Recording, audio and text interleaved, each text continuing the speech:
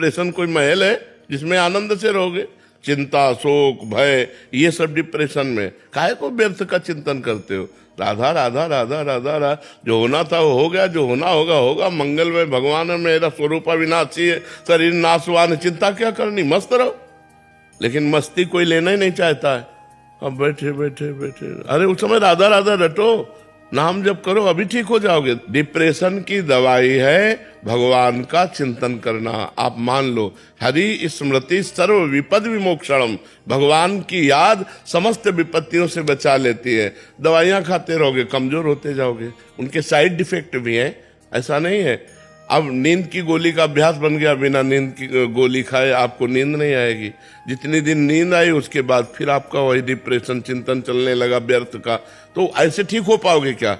चिंतन बदलो और स्वस्थ भोजन पाओ, टहलो फिरो और सत्संग सुनो, मन को एक रिलैक्स करो।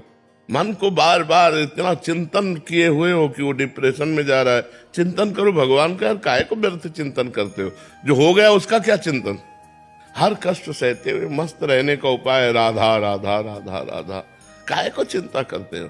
जब मरना है तभी मरोगे, जो होना है उसे रोक सकते नहीं, तो क्या चिंतन करे? राधा राधा राधा, हे भगवान मैं तुम्हारी शरण में हूं। क्या परेशान? हे भगवान ठीक कर दो, ऐसा भी नहीं सोचा? ठीक तो नहीं करेंगे, क्योंकि पाप कर्म किया हमें भोगना पड़ेगा। अगर ठीक करते तो तुम 10-5 माला जपते हो। हम बचपन से बाबा जी हैं, बड़े बड़े सिद्धों के नहीं ठीक करते। रामकृष्ण परमहंस जी के गले में कैंसर था, हनुमान प्रसाद पोद्दार भाई जी के उदर में कैंसर था, स्वामी राम सुखदास जी के ब्रह्मरंध्र में कैंसर था। बड़े बड़े सिद्धों के आखिरी जन्म होते हैं और उनको कष्ट भोगना पड़ता है। अवश्य में वो भोक्तव्यम कृतम कर्म शुभाशुभम। हाँ, भोगने की सामर्थ्य दे देंगे। गुरुदेव, प्रारब्ध प्रारब्ध प्रारब्ध प्रारब्ध बहुत बुरा प्रारब्ध होता है। प्रारब्ध जो आता है फिर बड़े बड़ों को भोगना। पर जी सामर्थ्य किसे कहते हैं? जैसे हम बैठे हैं तुम्हारे सामने मुस्कुरा रहे हैं, किडनी फेल है, हमारे हृदय में आनंद की उबाल आती रहती है, हम मस्त रहते हैं। क्यों? क्योंकि भगवान से जुड़े। अगर भगवान से न जुड़े हो तो आज हमारी दुर्गति हो जाए। हमें न कोई डिप्रेशन है ना हमारा, कोई हमसे बात करो तो डिप्रेशन रहित हो जाओगे। तुम हमसे बात करो तो डिप्रेशन, देखना तुम ठीक हो जाओगे। गुरुदेव, आप जैसी स्थिति कैसे हो?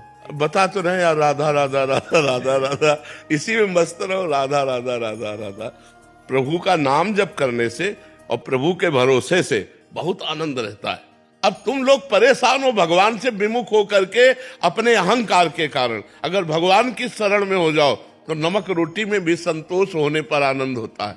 अगर संतोष है तो नमक रोटी खा के भी आप आनंदित हो, और संतोष नहीं तो रबड़ी पी के भी आप डिप्रेशन में पहुंच जाओगे। आजकल लोगों का मानना है धन आना चाहिए। नहीं भाई, सुख हृदय में जब भगवान का चिंतन होता तब होता है। अब डिप्रेशन में मत रहना, अब नाम जप करना। उचित दवाई ले लो और नाम जप करते हो, धीरे धीरे ठीक हो जाओ। मृत्यु के भय से कैसे पार?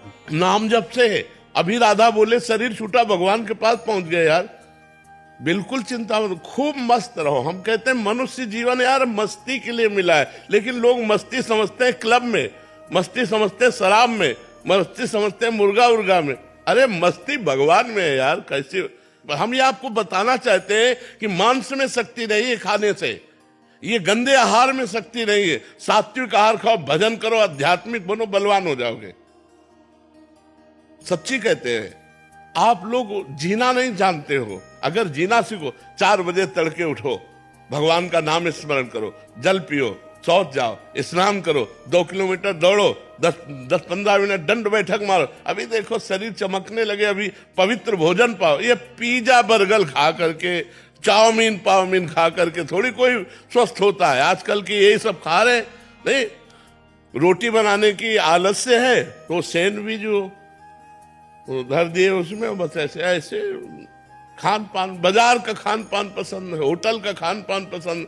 अरे आधा किलो माठा, 100 ग्राम मक्खन और 4 रोटी पाव, देखो मैंने कैसे होते हो, कैसा शरीर आपका स्वस्थ होता है। अब ये चीजें तो है नहीं, हम तो ये चीजें गांव वाली हैं। गांव में स्वस्थ भोजन, चूल्हे की 4 रोटी, आधा किलो 1 किलो माठा पिए, तगड़े तंदुरुस्त घूम रहे।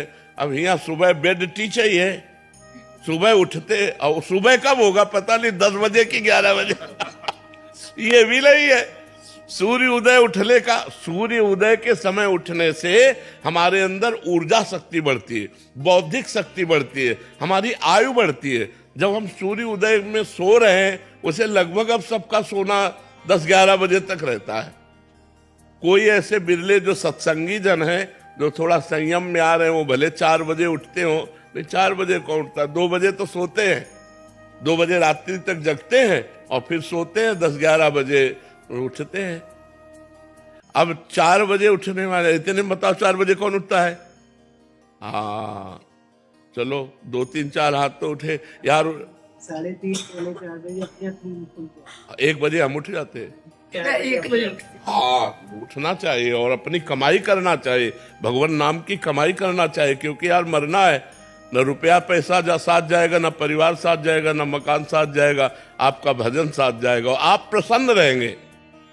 अब इसीलिए गरज गरज कर कहते हैं, अपना उदाहरण देते हैं कि यार ऐसी समस्या में भी यदि आनंदित रहा जा सकता है तो केवल भगवान की शरण में रहकर रहा जा सकता है, भगवान नाम जप करके रहा जा सकता है। नहीं, सब परेशान है। तो अगर हमारी बुद्धि शुद्ध हो तो हम स्वयं सुखी रह सकते हैं और दूसरों को सुखी कर सकते हैं। तो बुद्धि कैसे शुद्ध होगी? अच्छे आचरण से।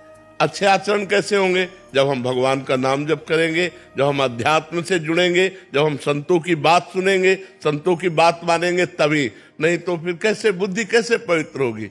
आजकल सबके पास मोबाइल है, गंदी गंदी बातें देखते हैं, गंदे गंदे विचार आते हैं, गंदी गंदी क्रियाएं करते हैं, इसीलिए पतित होते चले जा रहे हैं। चाहे बच्चा हो, चाहे बच्ची हो, चाहे बूढ़ा हो, चाहे जवान हो। अब कल एकांतिक में के हमारे माता पिता हमारे सामने गंदे आचरण करते, मतलब माँ अन्य पुरुष से और पिता अन्य स्त्री से। अब हमारा क्या कर्तव्य है? अब बोलो, बच्चा जवान प्रश्न ऐसा कर रहा है, अब क्या उत्तर दे? क्या उत्तर दे? कैसे हमारा समाज सुव्यवस्थित रहे? छोटी छोटी बच्चियों के साथ लोग गंदे आचरण कर रहे हैं, पशु की तरह हिंसा कर रहे हैं, बच्चियों की आग में जला दिया। ऐसे ये क्या बुद्धि हो रही है?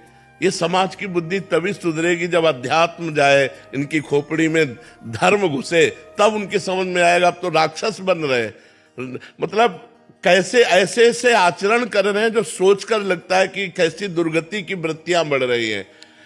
जवान जवान बच्चे, जवान जवान बच्चियां, कोई ब्रह्मचर्य नहीं, कोई धर्म नहीं, मनमानी आचरण कर रहे हैं। इसलिए हमें लगता है अध्यात्म सुनो, धर्म से चलो, अपनी इंद्रियों को कंट्रोल रखो, नाम जप करो, तुम्हें आनंद हो जाएगा।